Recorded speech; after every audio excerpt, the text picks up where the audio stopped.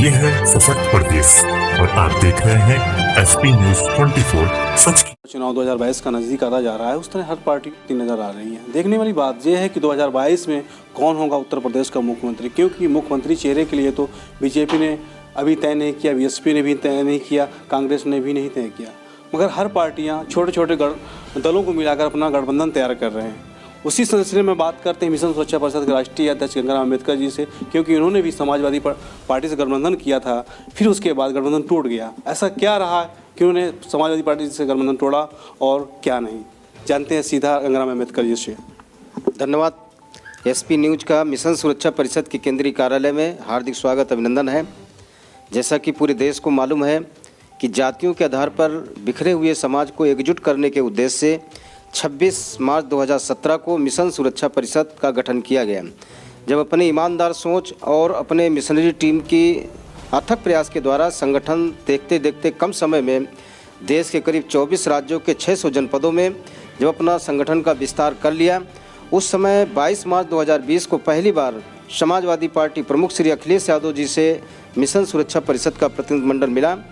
तो श्री अखिलेश यादव जी की मुलाकात के बाद ऐसा हम लोगों को प्रतीत हुआ कि नई पार्टी लॉन्च करने की बजाय श्री अखिलेश यादव जी के नेतृत्व में काम किया जाएगा। और इसको लेकर के हम लोगों ने समाज के हित के लिए, जो सामाजिक उत्थान एवं सम्मान के लिए करीब 16 सूत्री मांग पत्र उस समय उनको हमने सौंपा था, जिसमें पदोन्नत के आरक्षण के संबंध में, दूसरा महापुरुषों के नाम पर जिले और योजनाओं की बहाली के संबंध में, स्मारक एवं संग्रहालयों के रखरखाव के संबंध में, वन नेशन वन एजुकेशन के फार्मूले पर एक समान निजी एवं प्राथमिक विद्यालयों में शिक्षा लागू कराने के संबंध में, बाबा साहब डॉक्टर अंबेडकर की मूर्तियों का पूरे प्रदेश में सर्वे कराकर बाउंड्रीकरण सुंदरीकरण कराने के संबंध में, ऐसे 16 बिंदुओं पर हम लोगों ने एक लिखित मेमोरेंडम श्री अखिलेश यादव जी को दिया था। उन्होंने उस पर सहमति जताई थी और हम लोगों ने पूरे प्रदेश में घूम घूम करके जो अनुसूचित जाति के लोग ये कहते नजर आते थे कि समाजवादी पार्टी ने अपनी पूर्व की सरकार में अनुसूचित जाति के खिलाफ तमाम फैसले किया है, तो उसको लेकर के हम लोगों ने जिम्मेदार लोगों को ये समझाने की कोशिश की कि समाजवादी पार्टी का नारा है नई हवा है नई सपा है। वो अपनी कार्य संस्कृति में परिवर्तन करके बाबा साहेब डॉक्टर अंबेडकर एवं बुद्ध की विचारधारा को वो स्वीकार करते हुए हमारे समाज को गले लगाना चाहती है। तो इसको लेकर के अगर कोई अपने चरित्र में, अपने व्यक्तित्व में परिवर्तन कर रहा है तो हमें निश्चित तौर से उन्हें माफ़ करके और उनका साथ देना चाहिए। मिशन सुरक्षा परिषद ने समाजवादी पार्टी को दलित एवं पिछड़े नेताओं की शरण स्थली बना दिया। बड़े पैमाने में अनुसूचित जाति एवं पिछड़ी जाति के जो उपेक्षित लोग थे वो समाजवादी पार्टी में ज्वाइन करने की लाइन लग गई। तो शायद जिस तरह बिहार राज्य के श्री तेजस्वी यादव जी सरकार बनाने से पहले अहंकार से ग्रसित होने लगे, उस तरह समाजवादी पार्टी के मुखिया श्री अखिलेश यादव जी भी अहंकार से ग्रसित होने लगे और धीरे धीरे करके अनुसूचित जाति के जो तमाम कद्दावर लोग थे जो समाजवादी पार्टी में शामिल हुए उनको वो हाशिए पर रखने लगे और हमारे द्वारा, हमारे संगठन के द्वारा दिए गए सुझावों को नज़रअंदाज करने लगे। जब हम लोगों ने देखा कि वो अपने मैनिफेस्टो में हमारे इन मुद्दों को शामिल नहीं करना चाहते हैं, तो अपने संगठन के लोगों से विचार विमर्श करके 20 जनवरी को हम लोगों ने उत्तर प्रदेश प्रेस क्लब में एक प्रेस कॉन्फ्रेंस करके समाजवादी पार्टी से हम लोगों ने अपना संबंध विखंडित करने का काम किया है। अम्बेडकर जी, बात की जाए जिस तरह आपने कहा कि समाजवादी पार्टी ने जो बिंदु थे उस पर अमल नहीं किया, इसी तरह चंद्रशेखर रावण के द्वारा भी बताया गया कि हमने जो मांग की थी अपनी समाज के लिए वो भी वो मानने तैयार नहीं। अब उत्तर प्रदेश में जिसकी 1% 2% आबादी है, खासतौर से पश्चिम उत्तर प्रदेश में जाट समाज की 2-3% आबादी है, उनको 30-30 सीटें अगर मिल रही हैं तो चंद्रशेखर और गंगाराम अम्बेडकर एक बड़े समाज को लीड करते हैं, बड़े संगठन को लीड करते हैं, तो निश्चित तौर से हमारी संख्या के मुताबिक हमको हिस्सेदारी भागीदारी मिलना चाहिए था। लेकिन चंद्रशेखर भाई को जिस तरह उन्होंने कम सीटें दे करके एक तरह से हमारे समाज का भारी अपमान किया है और हमारे समाज के जो कद्दावर होनहार नेताओं का भी अपमान किया है, इसलिए मिशन सुरक्षा परिषद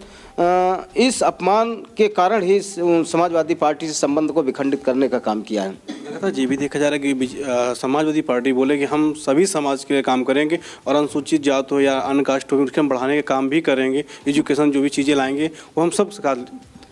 जो अनुसूचित जाति, खास तौर से अनुसूचित जातियों में पिछड़ी जाति में जो काम कर रहे जो बहुजनवादी संगठन हैं, चाहे वो बामन मिश्राम जी की पार्टी हो चाहे वो बाबा साहेब अम्बेडकर के पौत्र प्रकाश अम्बेडकर जी की पार्टी हो, चाहे राजेश वाल्मीकि जी की पार्टी हो, चाहे भाई चंद्रशेखर आज़ाद जी की पार्टी हो, चाहे गंगाराम अम्बेडकर का ये सामाजिक मूवमेंट मिशन सुरक्षा परिषद हो, इनका तो समाजवादी पार्टी से कोई गठबंधन नहीं हो रहा है। तो इसका मतलब है समाजवादी पार्टी इन वर्गों में लीडर नहीं पैदा करना चाहते हैं, वो केवल लोडर पैदा करना चाहते हैं कि अपने समाज का वोट लोड करके लाओ और समाजवादी पार्टी में ट्रांसफ़र करके चले जाओ। तो जो नेता के दिमाग में ये आ जाए कि समाज में हमें लीडर पैदा ही नहीं करना है, तो जब समाज में लीडर ही नहीं पैदा होगा तो समाज का नेतृत्व तो नहीं होगा, तो समाज के हक की आवाज़ कौन बुलंद करेगा।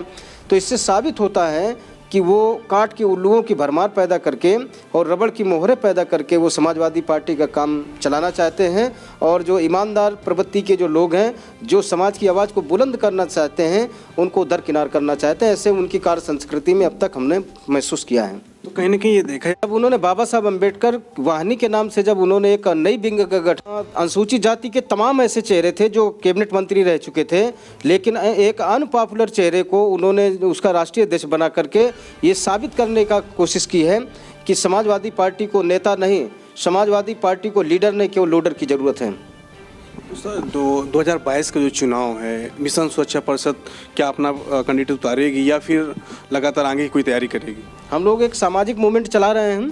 हमारे लिए ज़रूरी नहीं है राजनीतिक क्षेत्र में अपने कैंडिडेट उतारना। हम लोग एक प्रयोग कर रहे थे और वो प्रयोग था कि राजनीतिक ना होते हुए भी हम लोग एक राजनीतिक काम करने की तरफ बढ़ रहे थे, लेकिन वो प्रयोग सफल नहीं हुआ है। और जहाँ तक सवाल उठता है तो हम अपने साथियों से कहते हैं और लगातार ही कहते हैं कि हम अभी अपने को बहुत भारी नहीं आंकते हैं, हम केवल 250 ग्राम की तरह यानी 250 ग्राम अपने को आंकते हैं कि जिस शेर के साथ खड़े हो जाएंगे निश्चित तौर से उत्तर प्रदेश की सियासत में 100 शेर हो जाएगा। गरम जी, एक तरफ ये भी देखा गया बसपा हो या बीजेपी हो या सपा हो, इस समय ब्राह्मणों को मनाने के लिए और अनुसूचित जाति को मनाने के लिए, और उधर देखा जाए तो किसानों को भी लगातार मनाने के लिए हर पार्टियां लगी हुई हैं।